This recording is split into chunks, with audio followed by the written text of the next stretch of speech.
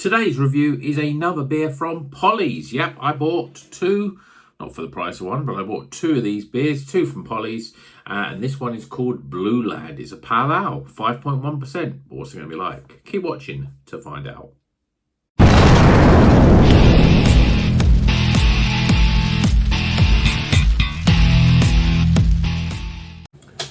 Welcome back to Rocker's Beer Review. Today we're going back to Polly's. My last video that I did was a Polly's beer.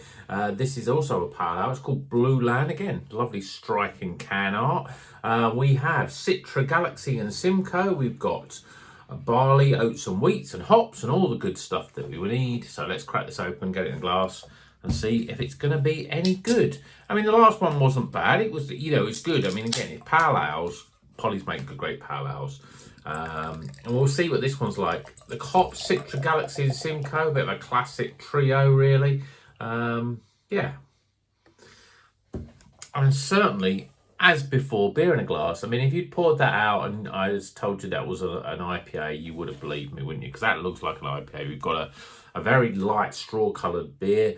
It's not thick, it's not quite custard instead of darkness, but it's definitely light. And when you think of like a lot of the IPAs that we get from the likes of Azvex, they very much look like this. And this is only a 5.1% pale ale. So far, so good. Let's see what the aroma's like. Very citrusy again. Quite surprised. Galaxy is definitely, I mean, Citra, it obviously has a lot of citrus, but it can have tropical. Galaxy for me is all about stone fruits and more tropical. Simcoe just brings an earthy, sometimes grapefruit. But what I'm getting a lot through this is a sort of more of a grapefruit aroma than a sort of lemony sort of aroma. There is a slight sort of earthiness in there. It smells pretty good though. It's quite inviting. So let's drink. Cheers, everyone.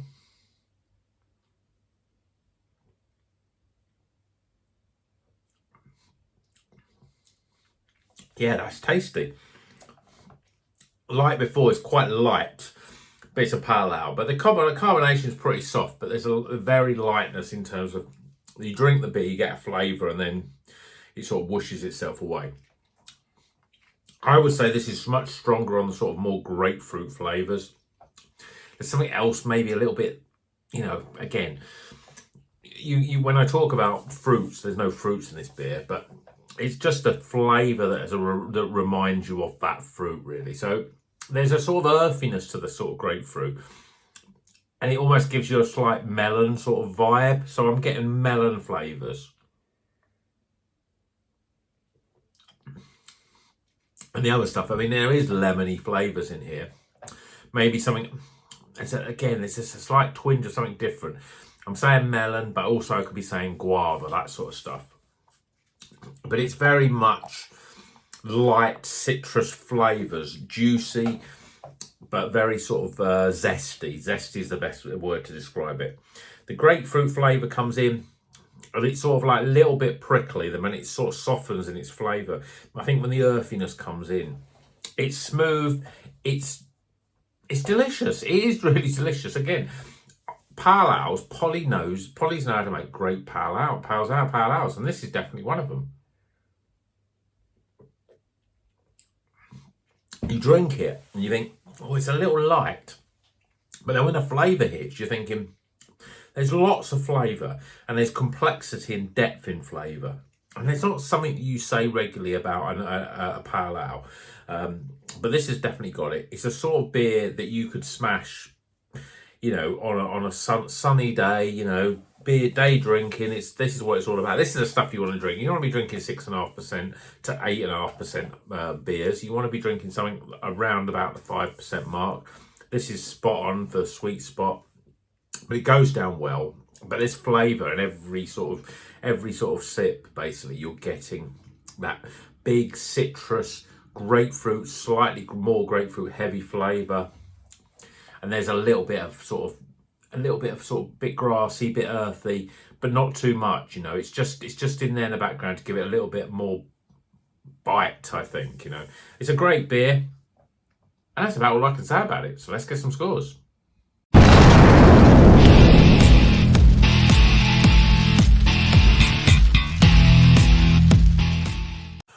Okay, we're ready to do some live scores for Blueland. This is a pale ale, 5.1%. We've got Citra, Galaxy and Simcoe. Good trio of hops. Not quite what I expected in terms of flavour. I expected a bit more tropical and stone fruit, but I'm not getting it. I'm getting very citrusy, grapefruit flavours, but it's still pretty good. So we'll go through the scores, starting with aroma. Yeah, I mean, even now I smell it. There's a lot of sort of grapefruit, sort of pulpy grapefruit sort of aromas. It's a little bit stronger than sort of your lemons. It just goes a little bit more depth, and there's a little sort of slight tinge of earthiness in the aroma. It smells pretty good. I'm giving it a 13. Appearance-wise, well, again, I think the colour of this beer is great for a pale ale, and as soon as you pour it out, you think, yeah, it's going to be a good beer, and it is a good beer. So I'm going to give that a solid 8 for appearance. Flavour-wise, although it's it's a pale ale, I can't think of a pale ale where I think, oh yeah, we get this and this and this and this in the flavour. It's definitely on the citrus side. It's definitely lemons and grapefruits are the heavy flavours, but there's a little bit more earthiness. There's a little bit more sort of melon and guava coming through. There's a complexity, so it's not all. So many pale ales can be very lemony all over, but this is more to it. There's definitely more flavour, so I'm going to give it 35. I think as for a pale ale, there's loads of flavour with this. Value for money.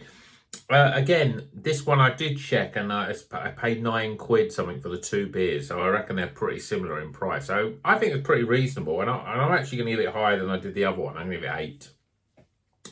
And my overall experience, it's a great tasting, easy drinking pale ale. It's what you want from a pale ale. But the thing is a lot of pale ales just don't have the complexity and the depth in flavour, but this definitely has. And again, as I said, Polly's make great pale ales, and they know they make them almost like an IPA. They're just slightly lighter, slightly thinner, and obviously less alcohol in them, so that they're easier to drink. So overall experience, yeah, I'm going to give it 14. Right, we top the scores up. It's quite easy because I can see what yesterday's score was for the Ceres one, and this one has scored 1 more point for flavour and 1 more point for value, so it's got 2 more points, so that's 78 out of 100. So recommended, high end of the recommended, nearly highly recommended. But if you want a drink of pale ale, you can't go much wrong with this. Unless you don't like sort of grapefruit and citrus flavours, but then why would you be drinking craft beer if you don't like those sort of flavours? There's lots going on, but it's an easy drinking, good flavoursome beer that is a winner in my book. So let me know what you think of pale ales. I haven't drank many pale ales on the channel recently because I've got so much into doubles. But I'm sure there's a load of you guys out there watching that think, yeah, I drink pale ales because I'd rather drink, half a dozen of them of a night, for example. So is there a go-to pale ale that you like? I mean, what do you think of Polly's pale ales? Because I think that they're best. There's not many pale ales better, consistently better. Brewery that makes consistently a lot of different pale ales that are all consistently good.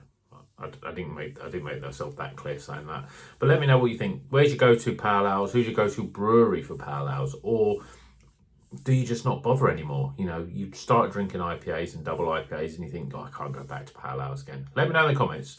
And until the next one, please like, please subscribe, drink good craft beer, and of course, keep on rocking.